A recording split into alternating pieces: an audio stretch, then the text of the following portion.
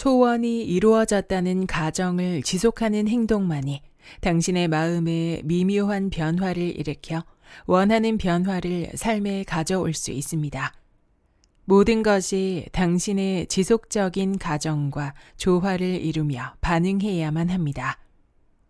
안녕하세요. 따뜻한 책 한 잔입니다. 여러분은 지금 어떤 소망을 가지고 계신가요?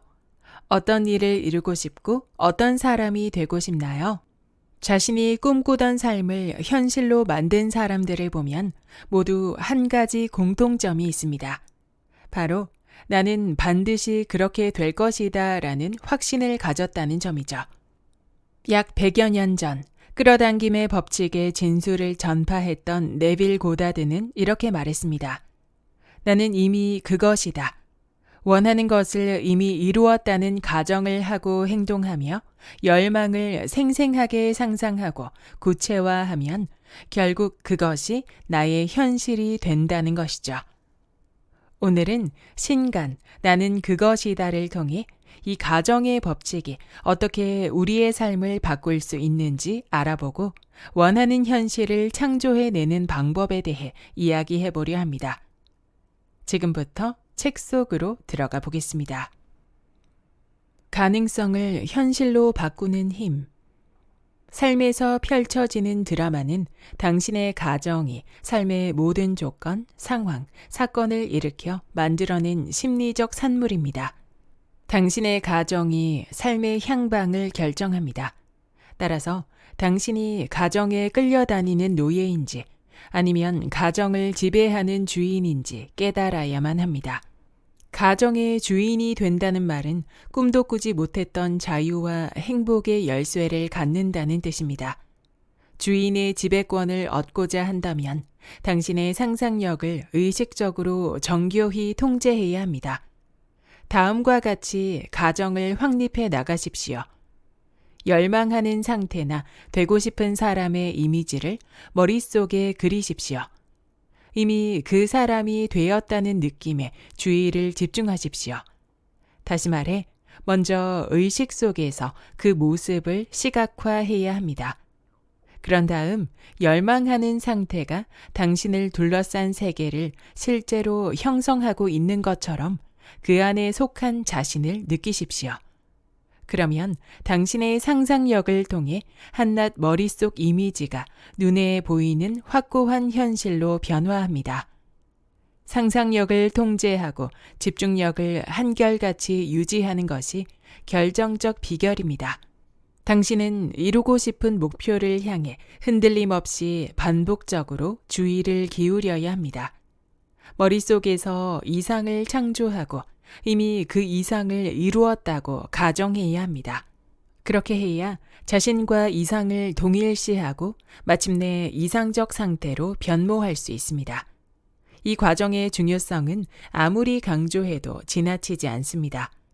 이상을 생각하지 말고 이상에서부터 생각하십시오.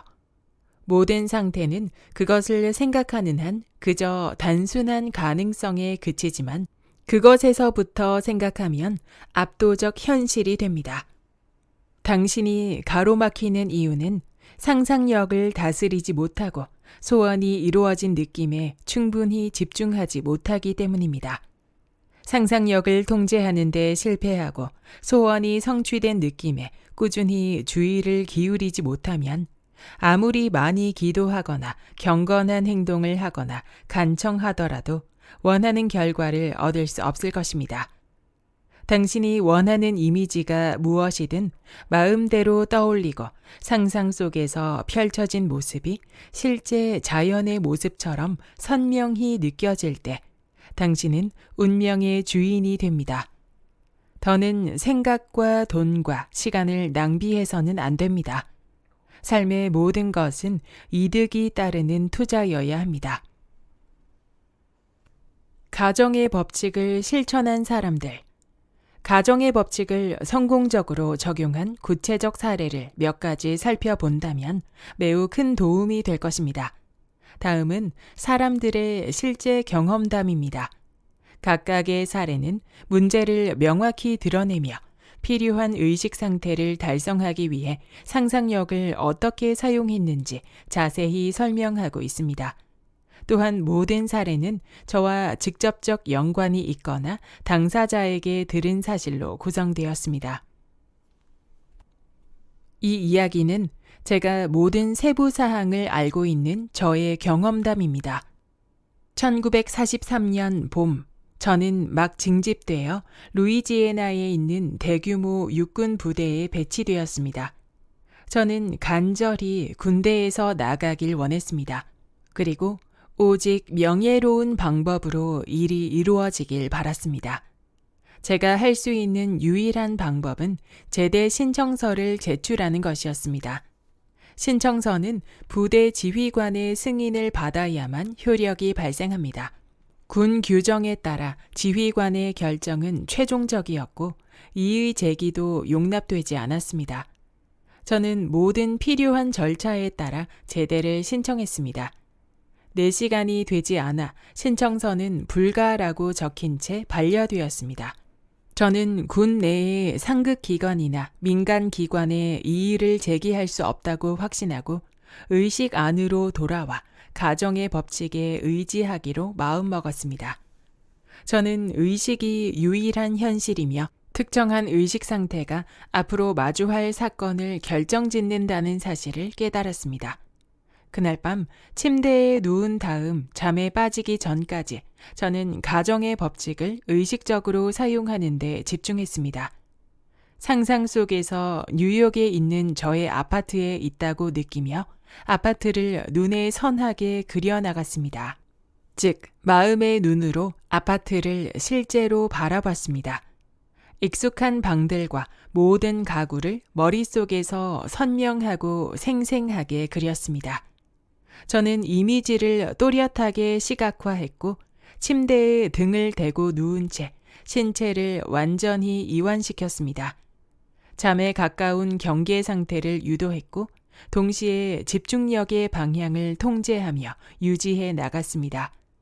몸이 완전히 움직이지 않게 되자 저는 지금 제 방에 있는 침대에 누워 있다고 가정하며 그 감각을 느끼기 시작했습니다. 군용 침대에 누워있는 느낌과는 확연히 달랐습니다. 상상 속에서 저는 침대에서 일어나 방마다 돌아다니며 다양한 가구를 만졌습니다. 그 다음 창가로 가서 창틀에 두 손을 올린 채 아파트와 마주하고 있는 거리를 내다보았습니다. 상상 속에서 모든 것이 매우 선명해서 저는 포장도로, 난간, 나무, 그리고 길 건너편 건물의 익숙한 빨간 벽돌까지 세세히 보았습니다. 그 후 제 침대로 돌아와 잠에 빠져드는 느낌을 받았습니다. 실제로 잠에 빠지는 순간 원하는 것을 이미 이루었다는 가정으로 의식이 가득 차는 것이 법칙을 성공적으로 적용하는 핵심 요소라는 사실을 확실히 깨달았습니다. 상상 속에서 실행했던 모든 행동은 제가 더는 군대에 있지 않다는 가정에 근거했습니다. 저는 밤마다 이 드라마를 연출했습니다. 매일 밤 상상 속에서 명예롭게 전역하여 집으로 돌아왔고 익숙한 주변 환경을 보며 제 침대에서 잠드는 느낌을 받았습니다. 이 작업은 8일 밤 동안 계속되었습니다. 8일 동안 제가 경험한 객관적 상황은 매일 밤 잠들기 전에 의식 속에서 경험했던 주관적 상황과는 정반대로 흘러갔습니다.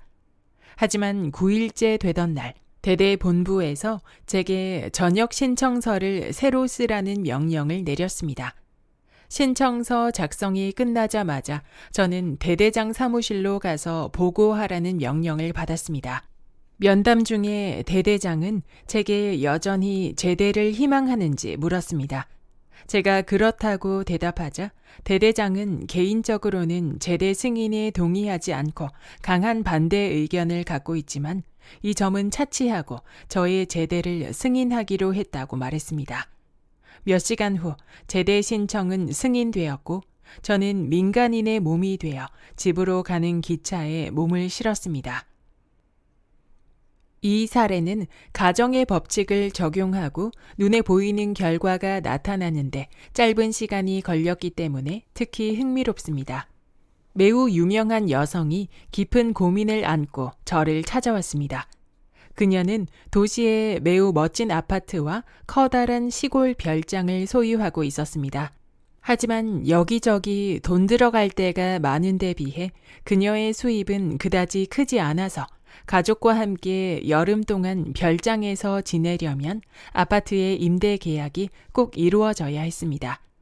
아파트의 경우 일반적으로 이른 봄이면 어렵지 않게 임대되었지만 그녀가 저를 찾아온 여름 무렵에는 임대 계약 철이 끝나 있었습니다. 최고의 부동산 중개인들이 수개월 동안 그녀의 아파트 임대를 담당했지만 아무도 관심을 보이지 않았고 심지어 보러 오는 사람조차 없었습니다.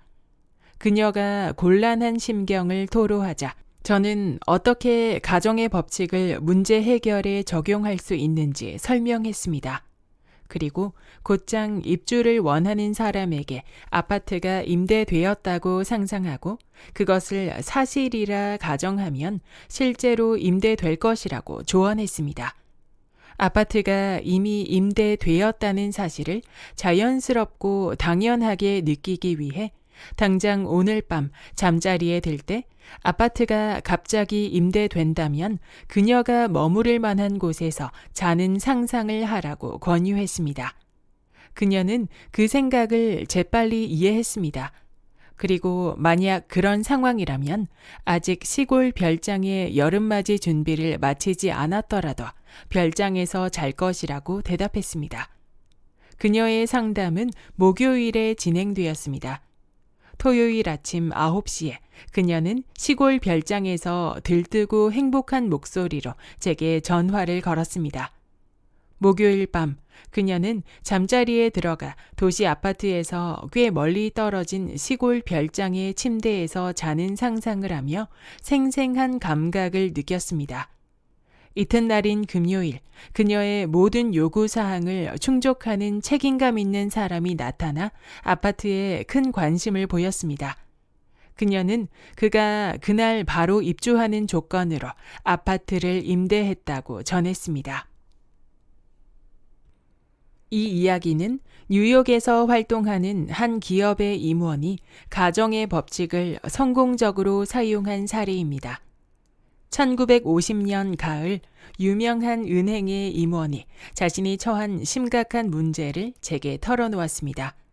그는 이 회사에서 더 성장하고 발전할 수 있을지 매우 불투명하다고 토로했습니다.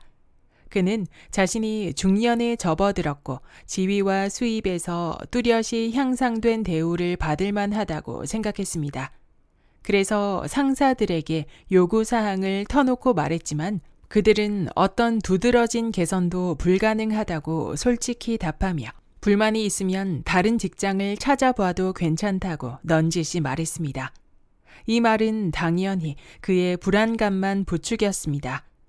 그는 저와 이야기하며 큰 돈을 벌고 싶은 욕망은 없지만 집을 편안히 유지하고 아이들을 좋은 사립고등학교와 대학에 보내기 위해서는 상당한 수입이 필요하다고 설명했습니다. 하지만 현재 수입으로는 불가능했습니다. 지금 다니는 은행이 가까운 미래에 어떤 승진도 보장하지 않자 그는 불만에 휩싸였고 상당한 수입을 약속하는 더 나은 자리를 얻고 싶다는 강한 열망을 느꼈습니다. 그는 세상 어떤 일보다도 재단이나 대학교처럼 대규모 기관의 투자 자금을 관리하는 일을 하고 싶다고 제게 털어놓았습니다.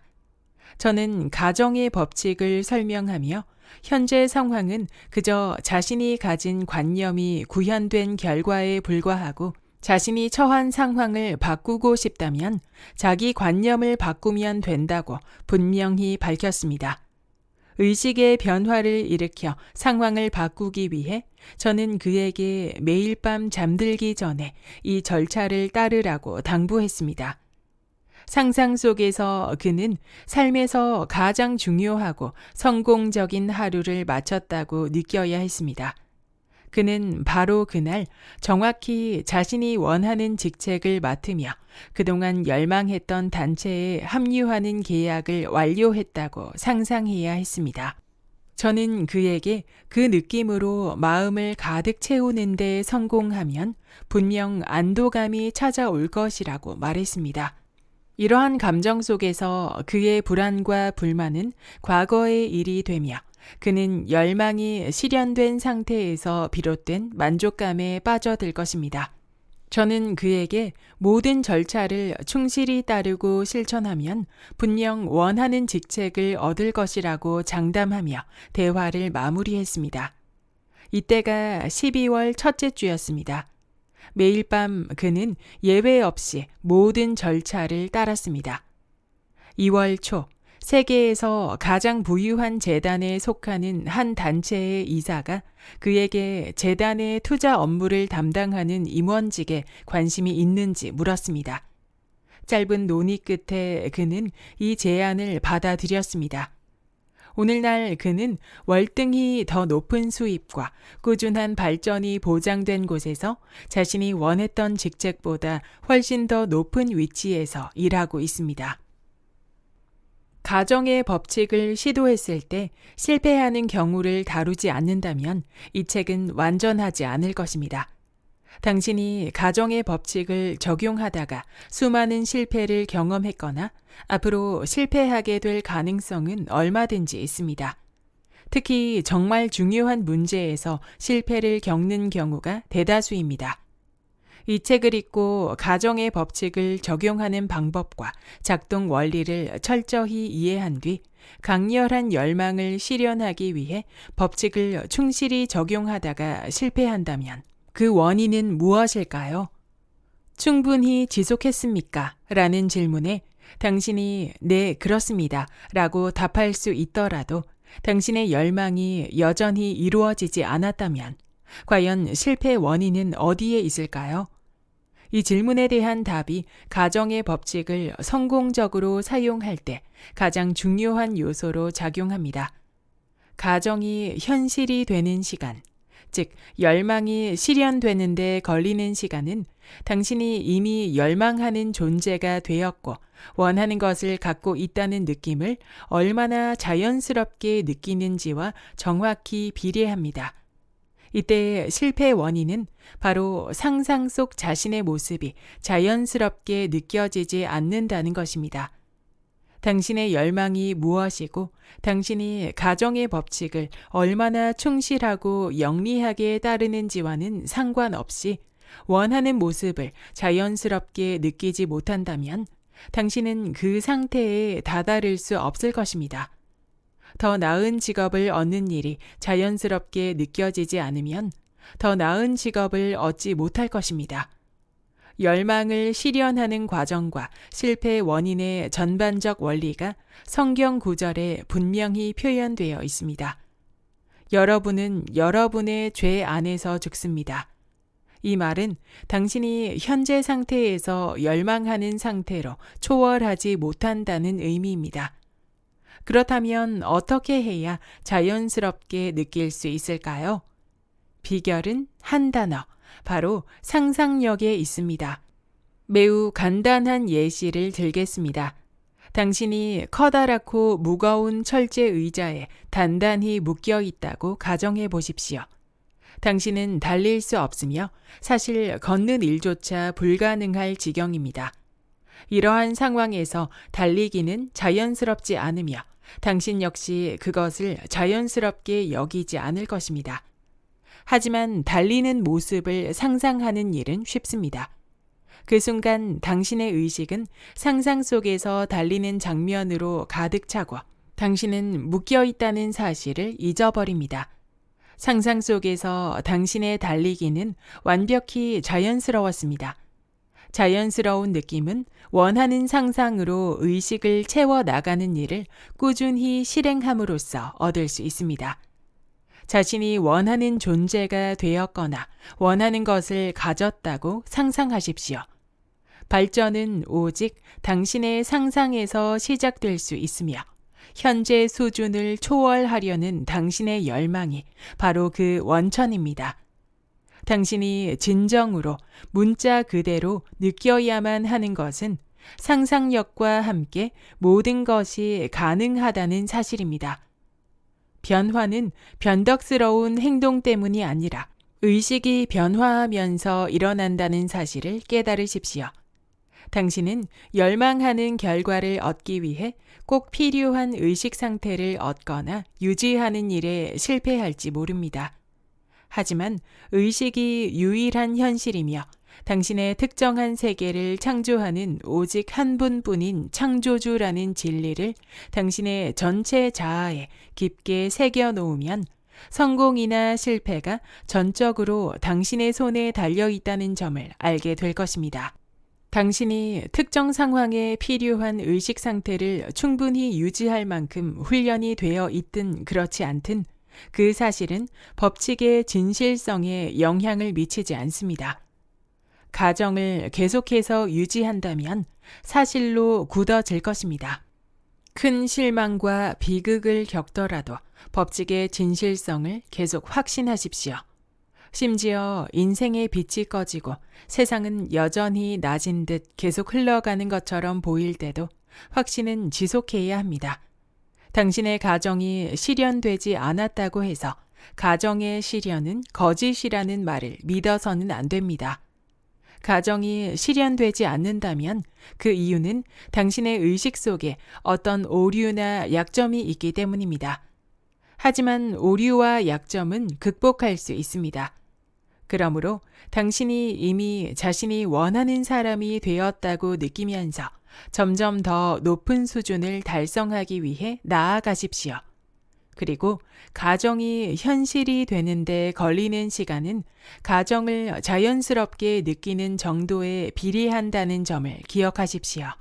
사람은 진정한 자기 모습에 걸맞은 주변 환경을 스스로 만듭니다. 여기까지 나는 그것이다의 본문 일부였습니다. 결국 우리의 현실은 우리가 어떤 가정을 하느냐에 따라 달라집니다. 내가 원하는 존재가 되었고 원하는 것을 이미 가졌다고 생생하게 상상하는 것, 그리고 그 가정을 확신하며 살아가는 것, 이것이 변화의 원천이 됩니다. 지금의 현실이 어떻든 우리가 바라는 모습을 매일 구체적으로 떠올리고 그 감정을 온전히 느낄 때 현실도 서서히 그 방향으로 움직이기 시작합니다. 본문 속 수많은 사례가 증명하듯 믿음과 확신은 결국 현실이 될 것입니다. 여러분도 지금 이 순간부터 원하는 삶을 이미 살고 있다고 가정해 보세요. 그 가정 속에서 생각하고 행동하세요. 그렇게 할 때 우리의 삶은 반드시 원하는 방향으로 흘러가게 될 것입니다. 구독과 좋아요와 댓글은 큰 힘이 됩니다. 다음 영상에서 만나요.